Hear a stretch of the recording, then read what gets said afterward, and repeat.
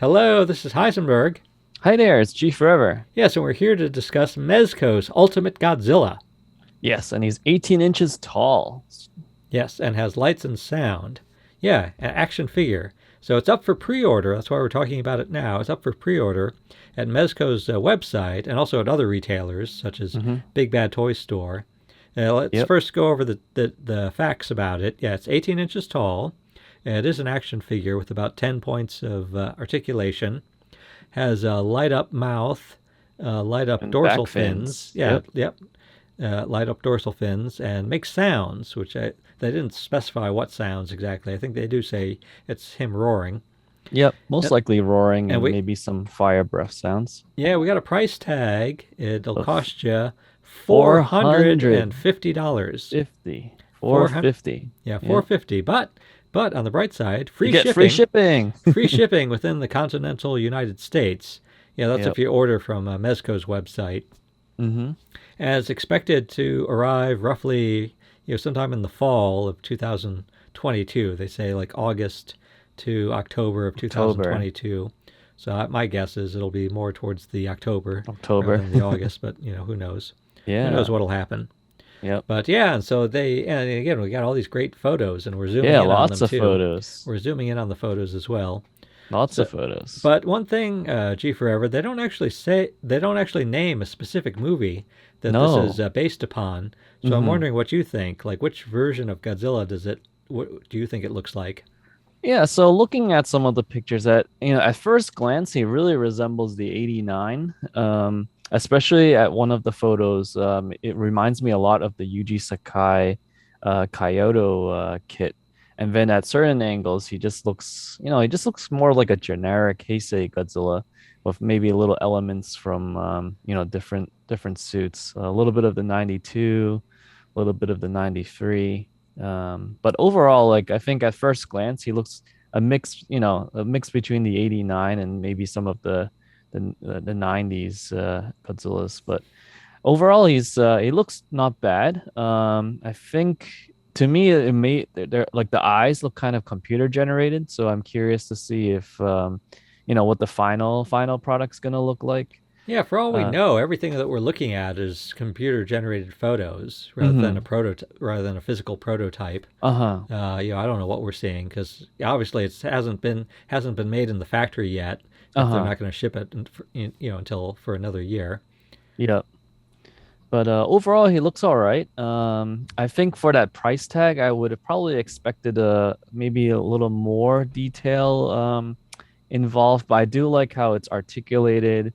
The mouth, the jaw moves, so you can get like open and close mouth. And lights and sounds always fun. So it's a pretty awesome opportunity, like another option out there. Oh yes, and so it sets it apart from the competition. And one of many options now. See, this is the problem. Is like there's actually it's I guess a good problem to have is that there's like a lot of companies now in the business of making gigantic size Godzillas. I mean, I made a list here. I mean, of course, there's X Plus. Yep. Who's been doing it, I think, the longest. For a while. Yep. And now we also have Omega Beast. Yep. And Spiral Studios. Yep. And now we have Prime1 Studio making really expensive, like dioramas. Yeah. And now XM Studios is getting into it.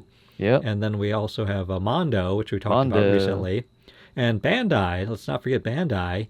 Like they've made they've done it in the past. Yeah, they've made gigantic-sized figures, and it wasn't that long ago. Their last one was the 2017, animated movie, Godzilla Earth figure. So now we have Mezco. So if you count it up, that's eight companies. Oh yeah. And so the question is like, well, with so many choices though, does this really like stand out from the pack? I mean, certainly it is like a little different. So we've got a lot of what the other companies. Statues. Yeah, a lot of the other companies are statues. So this is articulated. So that it stands out in that way, and it has lights and sound. Of course, X Plus also has lights. Yeah. But this has no lights, sound. But no sound. So this has lights and sound. So for some people, this might be this might be the one what they're wanting for. What they want. What they're looking for. This might be what they want. But I'm not sure. I'm not sure how you feel competitive it is. Like, because the 450, like definitely starts putting it in the price Out range of of X Plus. yeah, Except, of so course, with that X Plus, it's like the shipping is X Plus is even more expensive now, and because I of the think, shipping. Yeah. and you do have to pay shipping, Yeah. but I wonder, like, yeah, do you think this is like competitive with all those others? So it's just a really this is going to be a tough question to answer because you have all the different collectors out there. For most adult collectors, I'm probably going to think you're just buying a figure and you're going to like put it on the shelf and like kind of just like look at it, not really play around with it. So the lights and sound features while is cool, but you might not be able to fully utilize it as if you were like maybe like at a younger age where you want to actually play with the figure. But at the 450 price range, that's a little bit high for I guess like the average kid to purchase a figure. So it kind of sets like in between, like, if you want to play with this figure, it's probably a great option because you can, move it around, pose it, listen to the lights and sound, and just, play with it a lot. But if, you're an adult collector, I think most people, like even myself, like a lot of times I just put something, like I unbox it and then kind of just leave it there on the shelf. Once in a while, I'll like reposition some things and clean it like Right. over a year or something. Yeah, a photographer, like a there's a lot of toy Toy photographers now, photographers, yep. because there's like Harold in Oh Taiwan, yeah, in Taiwan, yep. and he's like, when this was first announced, he was very excited. He thought Yeah, this would be something that he'd really like to photograph. So this yeah. might be a good choice. This might be a very good choice for a That's toy true. photographer, Yeah, toy because it's big. Since photographers. it's Yeah. bigger, it's like you sort of get, yeah, it's bigger and it has articulation. Yeah. So yeah, oh yeah, Yeah, that is true. Yeah, toy photographers can definitely get a lot of different poses. They may need to play around with some of the like, because it's not a like a one piece sculpture, you'll have some gaps in between. right, right. So you have to clean up with Photoshop or something. But See, otherwise, yeah, it's a good option. yeah, see what I'd like something like what Jack Specific made for Yeah. 2014. Again, that's the Yep. figure I always have You behind have on me. the behind. Yeah, I Yeah. have behind me Yep. when I'm on camera, because that's sort of my favorite. This is like something. This is a big Godzilla. I like a big Godzilla, Mm-hmm. and it wasn't very expensive. Now again, Mm-hmm. it's the detail is very simple. I mean, it's very simple in a lot of ways. Mm-hmm. It's like simple detail, simple articulation, but it's good enough. It's good enough for me. It's like, just I think it's just like what I'm after in Mm-hmm. terms of like really big size and not too expensive, and Mm-hmm. it's a lot of fun. It's a lot of fun to have around. So I was hoping, again, Playmates is the one making the inexpensive action figures now. I wish Playmates would, or somebody, anybody would make a sort of like a line of inexpensive but really big Godzilla figures, Mm-hmm. and that's what I would like the most. Like, I Yep. would think, and again, Mezco could have done that, because Mezco has its 5 point line. They have a line of action figures that are just 5 points of articulation, that are simple and not very expensive. So I would have preferred if they would have made like a really big Godzilla like that, Mm-hmm. as opposed to like this, which is more like more fancy and more expensive.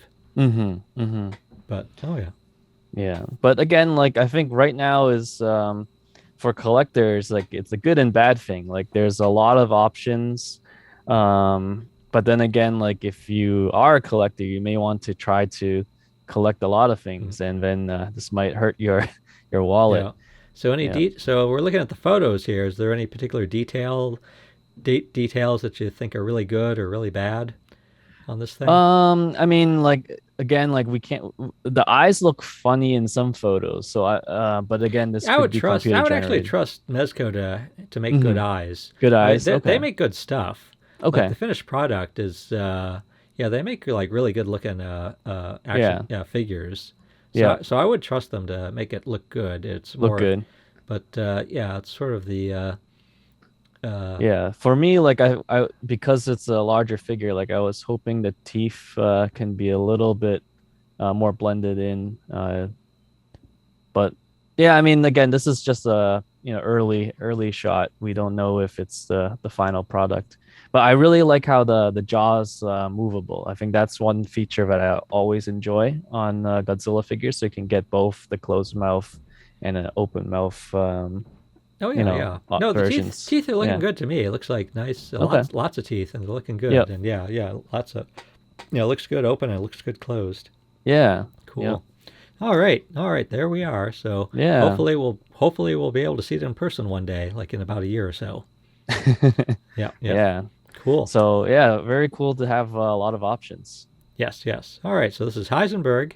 And GForever, hoping you enjoy the Mezco Ultimate Godzilla.